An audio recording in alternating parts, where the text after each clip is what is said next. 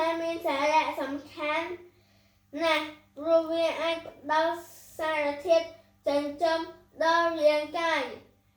អាហារដែលធ្វើឲ្យរាងកាយមានកម្លាំងមាំមួន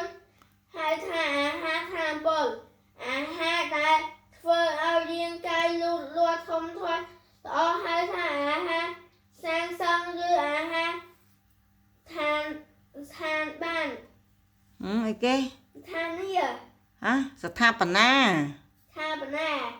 និងអាហារដែលការពារយើងពីជំងឺ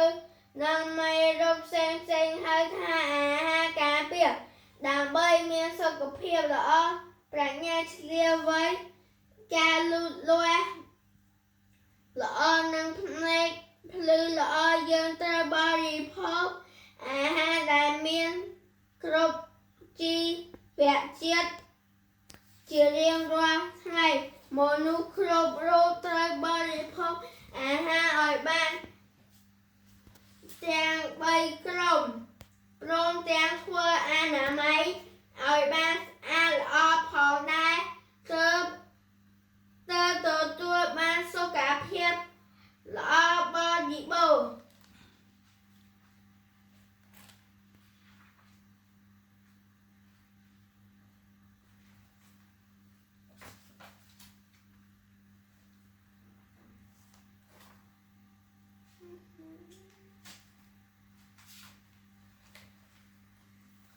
គ្រាប់ឬខាជាតិទាំងអស់មានទំហំរូបរាងនិងពណ៌មិនដូចគ្នាទេគ្រាប់ឬខាជាតិផ្គុំឡើងដោយសម្បកសម្រាប់ការពារកម្ដៅសាច់គ្រាប់ឬខ្លែងដែលគេហៅថាកូឌីលេកូដូសម្រាប់ផ្ដល់អាហារដល់ពលកបណ្ដោមានច្រើនផ្នែកដូចជាឬបណ្ដោដើមបណ្ដោនិងត្រួយបណ្ដោការលូតលាស់នៅគ្រាប់ឬកាជាតិមាន3ដំណាក់គឺដំណាក់កាលទី1ពន្លកនិងឬលូតខ្លីចេញពីខ្លែបទាំងពីរទៅអោបពន្លកនិងពន្លកអីពន្លកនិងឬដំណាក់កាលទី2ពន្លកនិងឬលូតខ្លីចេញពីខ្លែបទាំងពីរបែកត្រដាងមិននៅអោបពន្លក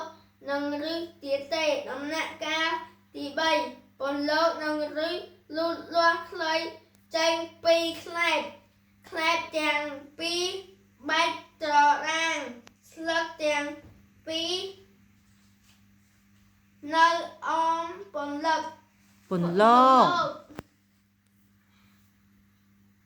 កត់ត្រាសំខាន់ដែលអាចធ្វើឲ្យគ្រាប់រុក្ខជាតិលូតលាស់បានល្អគឺគុណភាពដីបរិមាណទឹកនិងពន្លឺព្រះអាទិត្យរុក្ខជាតិប្រភេទ